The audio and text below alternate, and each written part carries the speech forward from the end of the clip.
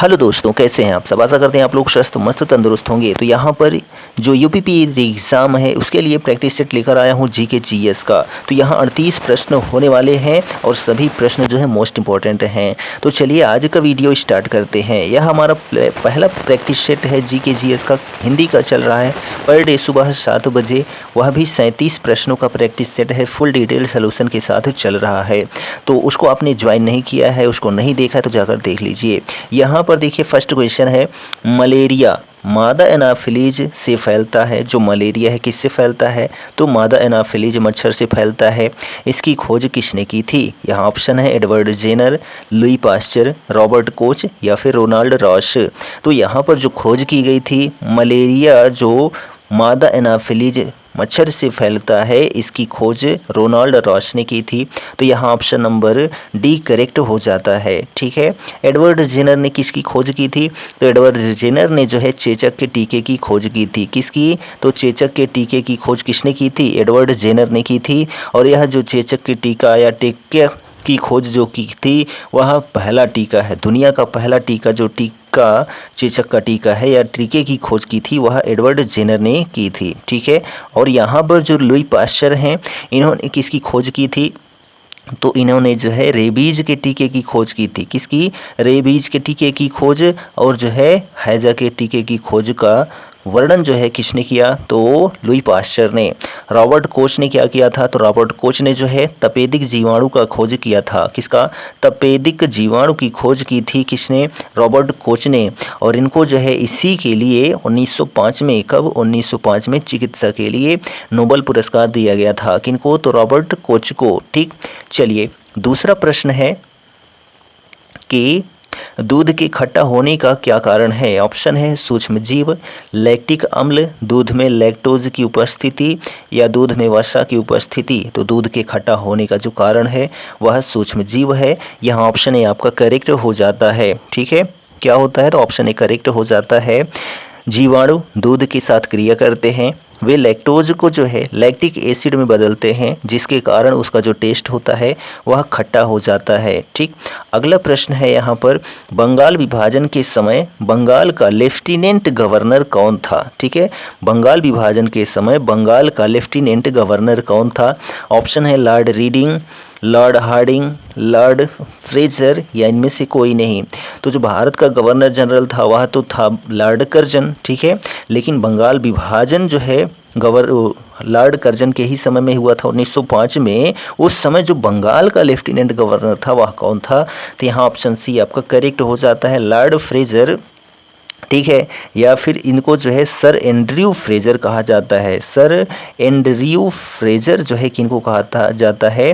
तो ये जो लॉर्ड फ्रेजर हैं। ठीक है, तो सर एंड्रयू 1903 से जो है 1908 तक बंगाल के लेफ्टिनेंट गवर्नर थे। कहा जाता है कि प्रशासनिक दक्षता में सुधार के लिए बंगाल को 2 प्रांतों में विभाजित करने का जो विचार है ना, वास्तव में एंड्रयू फ्रेजर ने ही दिया था। किनको दिया था? तो लॉर्ड कर्जन को दिया था। 1905 में ही जो है बंगाल विभाजन हुआ था। ठीक है, प्रशासनिक सुधारों का जो जनक है वह किनको कहा जाता है? तो लॉर्ड कर्जन को ही कहा जाता है। अगला प्रश्न है कि विश्व पैरा एथलेटिक्स चैंपियनशिप 2024 में एशियाई रिकॉर्ड के साथ पुरुषों की 60 फुट F46 श्रेणी में स्वर्ण पदक किसने जीता था? यहाँ ऑप्शन है सचिन खिलाड़ी, नीरज चोपड़ा, चुनलियांग गुयो और दिनेश प्रियंता। तो यहाँ पर जो ऑप्शन करेक्ट होता है सचिन खिलाड़ी। ठीक है, तो ऑप्शन ए आपका करेक्ट हो जाता है। भारत के सचिन सरजेराव खिलाड़ी ने विश्व पैरा एथलेटिक्स चैंपियनशिप में पुरुषों की 60 फुट F46 श्रेणी में एशियाई रिकॉर्ड के साथ अपना स्वर्ण पदक बरकरार रखा, क्योंकि देश ने वैश्विक प्रतियोगिता में अपना सर्वश्रेष्ठ प्रदर्शन किया था। ठीक है, चलिए अगला प्रश्न है, राष्ट्रीय अनुसूचित जाति आयोग यानी कि NCSC के अध्यक्ष के रूप में किसे नियुक्त किया गया है? यहाँ ऑप्शन है किशोर मकवाना, नवरंग सैनी, विजय सांपला या फिर जो है रवि मित्तल। तो यहाँ पर जो है किशोर मकवाना को, ठीक है, राष्ट्रीय अनुसूचित जाति आयोग के अध्यक्ष के रूप में किशोर मकवाना को नियुक्त किया गया है। और यह जो किशोर मकवाना है 1 जुलाई 2024 से, ठीक है, कब से, तो 1 जुलाई 2024 से NCSC के अध्यक्ष बने हुए हैं, ठीक है, 1 जुलाई 2024 तक, ठीक है। श्री किशोर मकवाना राष्ट्रीय अनुसूचित जाति आयोग के अध्यक्ष हैं, जो किशोर मकवाना हैं, ठीक। चलिए अगला प्रश्न है यहाँ पर कि कायांतरित चट्टानों के विघटन द्वारा किस मिट्टी का निर्माण होता है। तो यहाँ पर देखिए ऑप्शन जड़ोल मिट्टी, काली मिट्टी, लाल मिट्टी या फिर जो है लैटराइट मिट्टी। तो कायांतरित चट्टानों के विघटन द्वारा जो है लाल मिट्टी का निर्माण होता है, तो यहाँ ऑप्शन सी आपका करेक्ट हो जाता है, ठीक है। कौन सी मिट्टी, तो लाल मिट्टी। तो कायांतरित चट्टानों के विघटन द्वारा लाल मिट्टी का सृजन होता है। यह डेक्कन के पूर्वी भाग, तमिलनाडु का दक्षिणतम भाग, केरल, कर्नाटक, छोटानागपुर पठार में पाई जाती है, जो लाल मिट्टी है।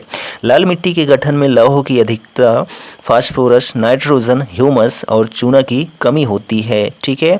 चलिए अगला प्रश्न है यहाँ पर कि निम्नलिखित में से जो है कौन सी धातु पारिस्थितिकी में बायोमैग्निफिकेशन समस्या उत्पन्न करती है। ऑप्शन है क्रोमियम, लेड, मरकरी या फिर जो है कॉपर। तो यहाँ पर जो ऑप्शन करेक्ट होता है क्रोमियम। क्रोमियम धातु पारिस्थितिकी में बायोमैग्निफिकेशन समस्या उत्पन्न करती है। अगला प्रश्न है निम्नलिखित में से जो है कौन सा विटामिन प्रतिऑक्सीकारक है। तो यहाँ ऑप्शन देखिए, option A vitamin C, option B vitamin K, option C vitamin B और ऑप्शन डी है विटामिन डी। तो कौन सा विटामिन प्रतिऑक्सीकारक है। तो यहाँ पर जो है विटामिन सी जो होता है यह प्रतिऑक्सीकारक होता है, ठीक है।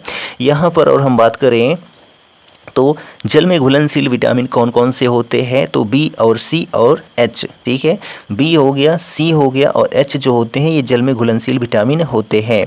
और वसा में घुलनशील जो विटामिन होते हैं ए, डी, ए के, ठीक है, ए, डी, ठीक है, और ई के, ये कौन से हैं, तो ये जो हैं वसा में घुलनशील विटामिन होते हैं, ठीक है।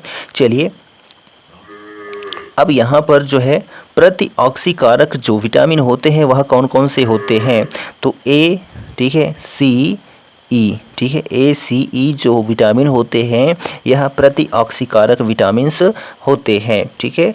अगला प्रश्न देखिए यहाँ पर क्या कहता है, क्वेश्चन नंबर 9 कि डेंगू बुखार के कारण मानव शरीर में निम्न में से जो है किसकी कमी हो जाती है। ऑप्शन है हीमोग्लोबिन, प्लेटलेट, शर्करा या फिर जो है पानी। तो डेंगू बुखार के कारण मानव शरीर में जो कमी आ जाती है वह प्लेटलेट्स की कमी आ जाती है, ठीक।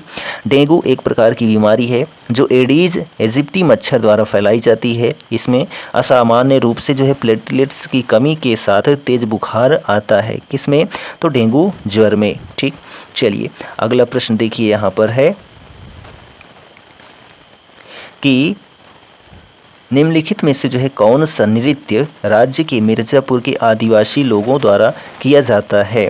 तो यहाँ पर ऑप्शन है चौरसिया, कर्मा, चौचरी या फिर जो है नौटंकी। तो जो नृत्य है मिर्ज़ापुर के आदिवासी लोगों द्वारा जो किया जाता है वह कर्मा नृत्य किया जाता है। कौन सा, तो कर्मा नृत्य। कर्मा नृत्य मध्य और पूर्वी भारत का एक पारंपरिक नृत्य है जिसे प्रतिवर्ष कर्मा त्यौहार के दौरान किया जाता है। यह नृत्य मिर्ज़ापुर के आदिवासी लोगों द्वारा किया जाता है, ठीक। नेक्स्ट क्वेश्चन है भिन्न क्वथनांकों के द्रवों को किस विधि से अलग करते हैं। तो यहाँ पर ऑप्शन है क्रिस्टलाइजेशन, डिस्टिलेशन, सब्लिमेशन या फिर फिल्टरेशन। तो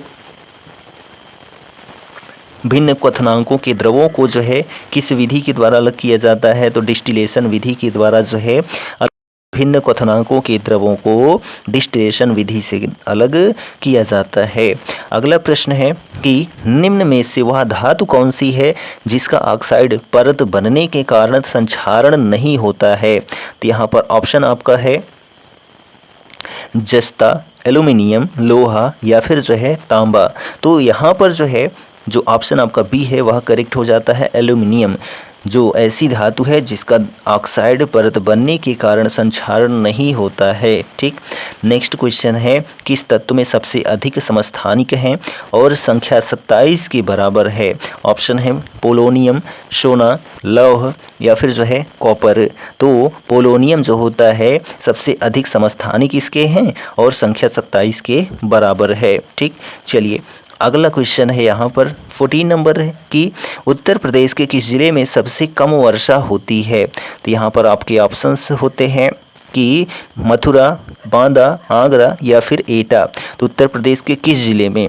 तो मथुरा में जो है सबसे कम वर्षा होती है, वह भी कितनी होती है? तो 54.4 सेंटीमीटर वर्षा होती है। कहाँ पर? मथुरा में। और यह जो मथुरा क्षेत्र है यह पश्चिमी क्षेत्र है, सबसे पश्चिमी क्षेत्र है। ठीक, और सबसे अधिक वर्षा उत्तर प्रदेश में कहाँ होती है, किस जिले में? तो गोरखपुर में होती है। क्यों? क्योंकि यह सबसे पूर्वी क्षेत्र है या पूर्वी जिला है। ठीक, चलिए अगला प्रश्न यहाँ पर है कि मॉन्ट्रियल प्रोटोकॉल किससे संबंधित है?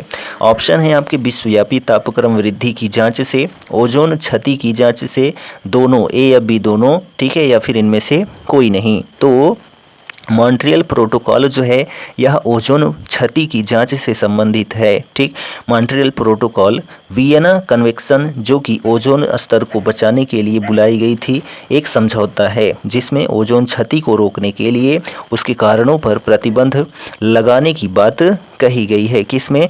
तो मॉन्ट्रियल प्रोटोकॉल में। ठीक है, अगला प्रश्न है यहाँ पर कि जल कैरोलीमितिक पदार्थ के रूप में उपयुक्त क्यों नहीं है? ऑप्शन है इसमें उच्च विशिष्ट ऊष्मा होती है, यह सुचालक होती है, इसमें उच्च क्वथनांक होता है, या इसमें वाष्पीकरण की गुप्त ऊष्मा कम होती है। तो यहाँ पर जो आपका ऑप्शन करेक्ट होता है, जल कैलोरीमितिक पदार्थ के रूप में उपयुक्त जो है क्यों नहीं है? क्योंकि इसमें उच्च विशिष्ट ऊष्मा होती है इसीलिए। तो यहाँ ऑप्शन ए आपका करेक्ट हो जाता है। ठीक है, चलिए अगला प्रश्न है 17 नंबर कि हाइड्रोजन ट्राइटियम का एक रेडियोधर्मी समस्थानिक है जो उत्सर्जित करता है बीटा कण को, अल्फा कण को या फिर जो है क्वेश्चन कण को। ठीक है, और यहाँ पर न्यूट्रॉन है। तो यहाँ पर हाइड्रोजन ट्राइटियम का एक रेडियोधर्मी समस्थानिक है जो उत्सर्जित करता है बीटा कण को। ठीक है, तो यहाँ पर ऑप्शन ए आपका करेक्ट हो जाता है। नेक्स्ट क्वेश्चन है, एक टीवी सेट को चलाने के लिए निम्नलिखित में से जो है किसका प्रयोग टीवी रिमोट कंट्रोल यूनिट द्वारा किया जाता है? प्रकाश तरंगों का, ध्वनि तरंगों का, सूक्ष्म तरंगों का या रेडियो तरंगों का? तो यहाँ पर जो आपका ऑप्शन करेक्ट होता है सूक्ष्म तरंगों का। ठीक, चलिए नेक्स्ट क्वेश्चन है कि पत्तियों का लाल, नारंगी और पीला रंग किसके कारण होता है? ऑप्शन है एल्डिहाइड, टैनिन, लैग्निन या फिर कैरोटीनॉइड। तो पत्तियों का लाल, नारंगी और जो पीला रंग होता है यह कैरोटीनॉइड के कारण होता है। तो जो ऑप्शन नंबर आपका डी है वह करेक्ट हो जाता है। ठीक, चलिए नेक्स्ट क्वेश्चन देखिए कि घरों के बाथरूम और किचन से निकलने वाली तरल अपशिष्ट जो पानी है को क्या कहते हैं? रिफ्यूज, स्टॉर्म वाटर, करकट या फिर घरेलू सीवेज। तो यहाँ पर जो है घरों के बाथरूम और किचन से निकलने वाले तरल अपशिष्ट पानी को जो है घरेलू सीवेज कहा जाता है। ऑप्शन डी आपका करेक्ट है। ठीक, नेक्स्ट क्वेश्चन देखिए कि अंतर्राष्ट्रीय परमाणु ऊर्जा एजेंसी की स्थापना जो है कब हुई थी? 1947, 1957, 1967 या फिर 1976। तो जो अंतर्राष्ट्रीय परमाणु ऊर्जा एजेंसी की स्थापना है ना यह 1957 में हुई थी। कब हुई थी? तो 1957 में हुई थी। तो यहाँ ऑप्शन जो आपका बी है वह करेक्ट हो जाता है। अंतर्राष्ट्रीय परमाणु ऊर्जा एजेंसी की स्थापना 1957 ईस्वी में हुई थी। नाभिकीय ऊर्जा के शांति प्रयोग के लिए उन्नत खोज करना और सेना के इसके प्रयोग में रोक लगाना था। ठीक, चलिए नेक्स्ट क्वेश्चन है, किसी तारे का रंग मुख्यतः निर्भर करता है इसके घनत्व पर, ताप पर, द्रव्यमान पर या फिर जो है आकार पर? तो यहाँ पर जो है किसी तारे का जो रंग मुख्यतः निर्भर करता है वह इसके ताप पर निर्भर करता है। तो यहाँ ऑप्शन बी आपका करेक्ट है। नेक्स्ट क्वेश्चन है कि प्रशीतन में शीतलता के लिए रसायन का प्रयोग करते हैं। तो यहाँ ऑप्शन है CO2, NH4OH या NH4Cl या NH3। तो प्रशीतन में शीतलता के लिए रसायन का जो प्रयोग करते हैं वह NH4Cl का करते हैं। ठीक, नेक्स्ट क्वेश्चन देखिए यहाँ पर है कि ऊष्मा विकिरण का सामान्य लक्षण यह है कि यह यात्रा करती है। ऑप्शन है आपके सरल रेखा में, सभी दिशाओं में, प्रकाश की गति के साथ, जिस माध्यम से गुजरता है उसे गर्म कर देता है। तो यहाँ पर ऊष्मा विकिरण का सामान्य लक्षण है कि यह यात्रा जब करती है तो जिस माध्यम से गुजरती है उसे गर्म कर देती है। ऑप्शन डी आपका करेक्ट हो जाता है। नेक्स्ट क्वेश्चन देखिए कि बीज प्रसुप्तावस्था का कारण है। ऑप्शन है एब्सिलिक अम्ल, साइटोकाइनिन, IAA या गिबेरेलिक। ठीक है, तो बीज प्रसुप्तावस्था का जो कारण होता है वह होता है एब्सिलिक अम्ल। तो यहाँ ऑप्शन ए आपका करेक्ट हो जाता है। ठीक, नेक्स्ट क्वेश्चन है कि भारतीय मानसून में होता है जून से सितंबर, मार्च से मई, जनवरी से फरवरी या अक्टूबर से दिसंबर। तो जो भारतीय मानसून होता है यह कब आता है, ऐसा प्रश्न है। तो जून से सितंबर के मध्य होता है जो भारतीय मानसून होता है। जून सितंबर भारत की जलवायु मोटे तौर से उष्णकटिबंधीय होती है। यहाँ 4 ऋतुएं, जनवरी फरवरी में जो है ग्रीष्म ऋतु, मार्च, ठीक है, जनवरी से फरवरी तक में जो है ग्रीष्म ऋतु, और मार्च से मई में जो है वर्षा ऋतु या दक्षिण पश्चिम मानसून का समय जून सितंबर, और मानसून पश्चात ऋतु अक्टूबर दिसंबर, जिसे दक्षिण प्रायद्वीप में उत्तर पूर्व मानसून का मौसम भी कहा जाता है। ठीक है, चलिए अगला प्रश्न है यहाँ पर 27 नंबर कि राज्य में तेल रिफाइनरी निम्नलिखित में से जो है किस स्थान पर स्थित है।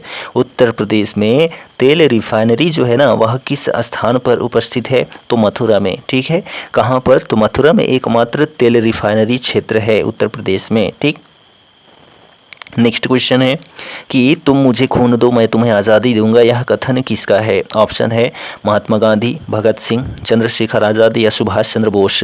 तो तुम मुझे खून दो मैं तुम्हें आज़ादी दूंगा यह सुभाष चंद्र बोस जी ने कहा था।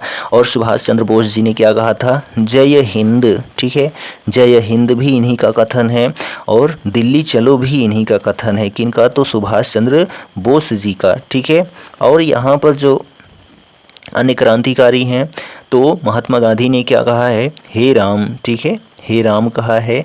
किनका कथन है, तो महात्मा गांधी का है। करो या मरो का कथन जो दिया था, करो या मरो, यह भी गांधी जी का कथन है। भारत छोड़ो या भारत छोड़ो आंदोलन, यह भी जो है महात्मा गांधी का है। हमने घुटने टेक कर रोटी मांगी थी किंतु उत्तर में हमें पत्थर मिले, यह भी जो है महात्मा गांधी जी का ही कथन है। भगत सिंह का जो कथन है, इंकलाब जिंदाबाद। ठीक है, क्या है, इंकलाब जिंदाबाद। अगला प्रश्न है कि DNA का प्रथम बैंक एशिया में किस स्थान पर है। तो यहाँ पर आपके ऑप्शन हैं इलाहाबाद, कानपुर, लखनऊ या फिर जो है मुरादाबाद। तो DNA का प्रथम बैंक एशिया में जो है वह लखनऊ में स्थित है। कहाँ पर, तो लखनऊ में DNA का प्रथम बैंक एशिया के लखनऊ में स्थित है। ये जो है विश्व में दूसरा क्षेत्र है या स्थल है। ठीक, चलिए नेक्स्ट क्वेश्चन देखिए यहाँ पर 30 नंबर क्वेश्चन है कि प्रसिद्ध पर्यटक स्थल बिठूर उत्तर प्रदेश के किस जिले में स्थित है। तो ऑप्शन जो बी है कानपुर, यह आपका करेक्ट हो जाता है। बिठूर उत्तर प्रदेश के कानपुर जिले में एक महत्वपूर्ण शहर है जिसे हिंदुओं के तीर्थ का एक महत्वपूर्ण केंद्र माना जाता है। अगला प्रश्न है क्रूड ऑयल को कभी कभी मधुर क्यों कहा जाता है। ऑप्शन है यह शर्करा के घुलने के स्वाद में मधुर होता है, या फिर जो है यह सल्फर का अंश कम होने से कुछ मधुर होता है। तो जी हाँ, ऑप्शन जो आपका बी है वह करेक्ट हो जाता है। ठीक है, चलिए अगला प्रश्न है मोटे तौर पर उत्तर प्रदेश की जलवायु किस प्रकार की है। तो जो मोटे तौर पर उत्तर प्रदेश की जलवायु है वह उपोष्ण कटिबंधीय मानसूनी जलवायु है। तो यहाँ ऑप्शन सी आपका करेक्ट हो जाता है। ठीक, उत्तर प्रदेश की जलवायु मुख्य रूप से उपोष्ण कटिबंधीय मानसून, हल्की और शुष्क सर्दी और गर्म होती है। ठीक, तो यहाँ करेक्ट। अगला प्रश्न है यहाँ पर 33 नंबर क्वेश्चन है ने वर्ल्ड ऑर्गेनाइजेशन ऑफ राइटर्स, ठीक है, WOW से प्रतिष्ठित विश्व साहित्यिक पुरस्कार जीता है? तो ऑप्शन है यहाँ पर आपके ममता जी सागर, मालती बासु, अंकिता चौहान या फिर जो है बिपाशा बसु। तो यहाँ पर जो है तो ममता जी सागर ने वर्ल्ड ऑर्गेनाइजेशन ऑफ राइटर्स से प्रतिष्ठित विश्व साहित्यिक पुरस्कार जीता है। तो यहाँ ऑप्शन ए आपका करेक्ट हो जाता है, ठीक है। तो बेंगलुरु स्थित कन्नड़ कवि, लेखक, अकादमिक और कार्यकर्ता ममता जी सागर ने हाल ही में साहित्य की दुनिया में उनके योगदान के लिए वर्ल्ड ऑर्गेनाइजेशन ऑफ राइटर्स से विश्व साहित्यिक पुरस्कार जीता है, ठीक। चलिए नेक्स्ट क्वेश्चन देखिए यहाँ पर 34 नंबर की लोकसभा चुनाव 2024 कितने चरणों में हुआ? तो लोकसभा जो चुनाव 2024 है यह 7 चरणों में संपन्न हुआ। कितने चरणों में? 7 चरणों में, ठीक है। तो भारत के चुनाव आयोग की घोषणा के अनुसार लोकसभा चुनाव 2024 19 अप्रैल से, कब से? तो 19 अप्रैल से जो है कब तक हुआ? तो 19 अप्रैल से 1 जून तक हुआ, ठीक है, जिसमें 7 चरणों में आयोजित किया गया लोकसभा चुनाव 2024 था, जिसमें देश भर के विभिन्न राज्यों और केंद्र शासित प्रदेशों को क्रमबद्ध तरीके से जो है शामिल किया गया और इसमें जो है बीजेपी को जीत मिली, ठीक है। चलिए अगला प्रश्न है कि 2023 में वैश्विक सैन्य खर्च में भारत ने कौन सा स्थान सुरक्षित किया है? ऑप्शन है छठा, दूसरा, चौथा या फिर पांचवा। तो 2023 में वैश्विक सैन्य खर्च में भारत ने जो है चौथा स्थान अपना सुरक्षित रखा है। कौन सा स्थान? तो चौथा स्थान है, ठीक है। तो भारत ने 2023 में सैन्य खर्च में विश्व स्तर पर चौथे स्थान पर रहा। रक्षा के लिए 83.6 बिलियन, ठीक है, 83.6 बिलियन डॉलर का आवंटन किया गया। यह व्यय वृद्धि विशेष रूप से 2020 में लद्दाख गतिरोध के बाद रक्षा क्षमताओं को बढ़ाने और उभरती क्षेत्रीय सुरक्षा चुनौतियों का समाधान करने के लिए अपने सैन्य बुनियादी ढांचे को आधुनिक बनाने पर भारत के रणनीतिक फोकस को दर्शाती है, ठीक है। चलिए अगला प्रश्न देखिए 36 नंबर, वीडेम यानी वैरायटीज़ ऑफ डेमोक्रेसी रिपोर्ट में भारत ने 179 देशों में कौन सा स्थान हासिल किया है? ऑप्शन है 164, 124, 144 या फिर 104। तो वीडेम यानी वैरायटीज़ ऑफ डेमोक्रेसी रिपोर्ट में भारत ने 179 देशों में जो है 104वां स्थान हासिल किया है, ठीक है। जो शीर्ष 10 निरंकुश देशों में इसकी स्थिति और 2018 के बाद से लोकतंत्र से चुनावी निरंकुशता में बदलाव को उजागर करता है, ठीक। नेक्स्ट क्वेश्चन देखिए 37 नंबर क्वेश्चन है क्या कि किस देश में 8 आँखों और पैरों वाली बिच्छू की नई प्रजाति पाई गई? तो ऑप्शन है भारत, ब्राज़ील, ऑस्ट्रेलिया या फिर जो है थाईलैंड। तो जो है किस देश में? तो थाईलैंड देश में 8 आँखों और पैरों वाली बिच्छू की नई प्रजाति पाई गई, ठीक। नेक्स्ट क्वेश्चन देखिए यहाँ पर और लास्ट क्वेश्चन है कि टैगोर ऑन द पद्मावत कार्यक्रम किस देश में आयोजित किया गया था? ऑप्शन भारत, पाकिस्तान, श्रीलंका या फिर जो है बांग्लादेश। तो टैगोर ऑन द पद्मावत कार्यक्रम जो है वह बांग्लादेश में आयोजित किया गया था। कहाँ पर? तो बांग्लादेश में। तो बांग्लादेश में टैगोर ऑन द पद्मावत कार्यक्रम का आयोजित किया गया, ठीक है। डॉक्टर आनंद गुप्ता द्वारा निर्देशित इस कार्यक्रम में टैगोर के कार्यों पर आधारित संगीत और नृत्य प्रदर्शन किया गया जो भारत और बांग्लादेश के बीच सांस्कृतिक संबंधों को उजागर करता है, ठीक। तो यहाँ पर हमारा जो practice set GK GS practice set था वह जो है कंप्लीट होता है। आपको यह सेशन कैसा लगा कमेंट ज़रूर करें और डेली प्रैक्टिस सेट आपका रहेगा तो हमारे साथ जुड़ सकते हैं चैनल सब्सक्राइब करके और बेल आइकन को भी प्रेस करके। सुबह 7 बजे हिंदी प्रैक्टिस सेट और शाम को जो है आपका जीके जीएस प्रैक्टिस सेट मिलने वाला है। तो हम मिलते हैं नेक्स्ट वीडियो में, तब तक के लिए जय हिंद, good bye and take care.